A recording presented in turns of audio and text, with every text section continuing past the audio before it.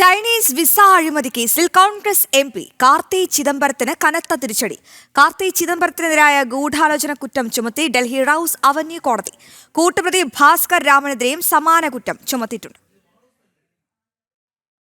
2011 പഞ്ചാബിലെ മാൻസ ജില്ലയിൽ തൽവാന്തി സാബോ ഊർജ്ജ പദ്ധതിയുടെ നിർമ്മാണത്തിനായി 263 ചൈനക്കാർക്ക് വിസ ലഭ്യമാക്കാൻ അനർഹമായി ഇടപെട്ടു എന്ന് കാട്ടിയാണ് ഇഡിയും സിബിഐയും കാർത്തി ചിദംബരത്തിനെതിരെ കേസെടുത്തത്. ഈ കേസിൽ കാർത്തി ചിദംബരത്തിനെതിരെ ഗൂഢാലോചന കുറ്റം ചുമത്തിയത് ഡൽഹി റോസ് അവന്യൂ കോടതിയാണ്. കേസിലെ മറ്റൊരു പ്രതി ഭാസ്കർ റാമിനെതിരെയും സമാന കുറ്റം ചുമത്തിയിട്ടുണ്ട്. സംഭവത്തിൽ കാർത്തി ചിദംബരത്തിന് റോസ് അവന്യൂ കോടതി മുൻപ് ജാമ്യം അനുവദിച്ചിരുന്നു.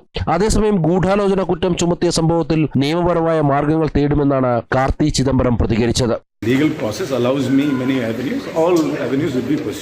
കാർത്തി ചിദംബരത്തിനും ഭാസ്കർ റാമിനും പുറമെ 6 കൂട്ടുപ്രതികൾക്കെതിരെയും കുറ്റം ചുമത്താൻ ഡൽഹി റോസ് അവന്യൂ കോടതി ഉത്തരവിട്ടു. സിബിഐ അന്വേഷിച്ച കേസിൽ കഴിഞ്ഞ വർഷമാണ് കുറ്റപത്രം സമർപ്പിച്ചത്. പി ചിദംബരത്തിന്റെ സ്വാധീനത്തിലാണ് കാർത്തി ചിദംബരം അഴിമതി നടത്തിയത്. ചൈനീസ് പൗരന്മാർക്ക് വിസ നൽകുന്ന കാര്യത്തിൽ ശക്തമായ എതിർപ്പാണ് വിദേശകാര്യ മന്ത്രാലയത്തിന്റെ ഭാഗത്തുനിന്നും അന്നുണ്ടായത്.